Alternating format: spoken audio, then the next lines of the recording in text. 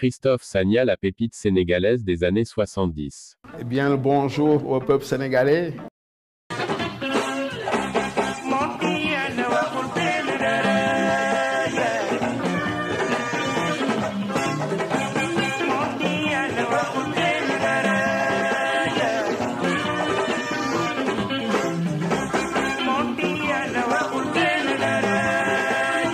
Adulé et reconnu sur le continent. Comme tout Africain, Christophe Sagna découvrira le football, dans la rue et les terrains vagues de Dakar, notamment de Dieuppeul-Derklé. Il se fera remarquer lors de matchs de quartier, par les recruteurs de la Jeanne d'Arc de Dakar. Au stade Demba Diop, le programme était copié. Deux finales de la Coupe nationale, celle des juniors et celle des élites. Face à face, la Jeanne d'Arc et le modèle de Mbao pour la finale des juniors. Une rencontre dominée par la Jeanne d'Arc, qui aura su d'entrée imposer sa manière, même si les actions des attaquants de Mbao furent souvent dangereuses. 2-1, ce sera le score final. De cette partie, qui fut d'une correction exemplaire, retenons surtout la maturité et la solidité du 11 dakarois. En 12 minutes, les 12 premières minutes de la partie, la cause déjà était entendue, grâce à deux buts signés Rigal et Christophe. S'étant ainsi assuré une confortable avance, la Jeanne d'Arc pouvait souffrir un peu. Mais le mérite des banlieusards fut de ne jamais baisser les bras. Leurs efforts furent d'ailleurs récompensés à la 48e minute.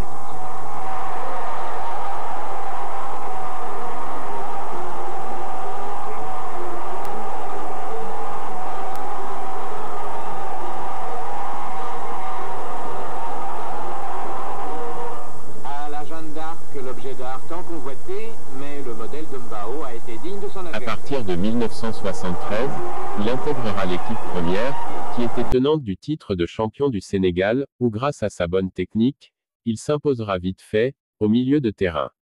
Et avec le numéro 10 au dos, il aura pour mission, d'ouvrir le chemin du but à ses coéquipiers, en se servant de ses coups de patte de génie.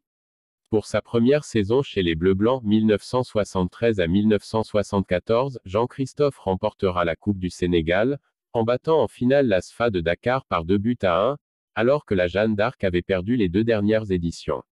Mais surtout avec ses exploits, il emmènera son club jusqu'en demi-finale de la Coupe d'Afrique des clubs que la Dja perdra sur les deux matchs, contre le CAR Brazzaville, 2-0 et 4-1.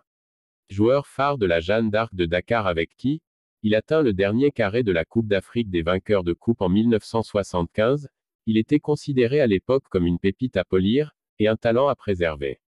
La saison 1974 à 1975 sera moins réussie car Sagna sera éloigné des terrains pendant plusieurs semaines à cause d'une mauvaise blessure. Les résultats de la Jeanne d'Arc en pâtiront. À son retour, cela se passera mieux mais, son absence avait fait du mal dans les objectifs des Bleu-Blancs, cette année-là.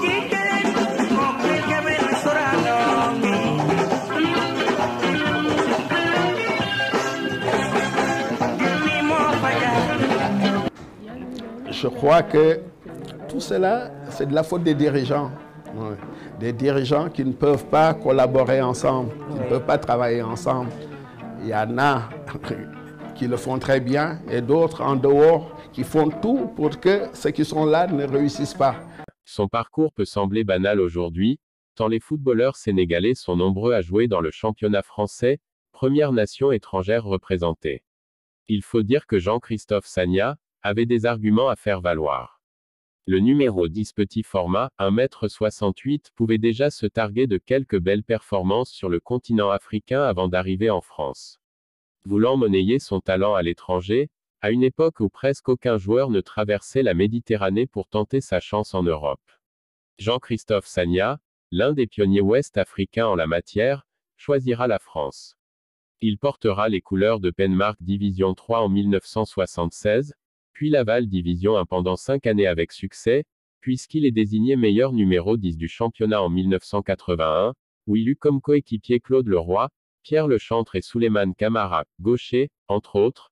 Ensuite Guingamp Division 2, Quimper Division 2, club avec lequel il mettra un terme à sa carrière professionnelle en 1986, année où il a participé à la fameuse CAN en Égypte passée à la postérité au Sénégal, sous le nom de Caire 86.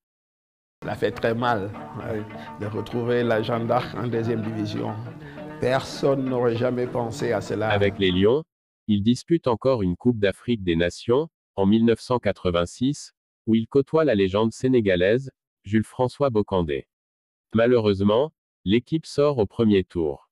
Malgré leur victoire en match d'ouverture aux dépens des organisateurs l'Égypte sur le score d'1-0.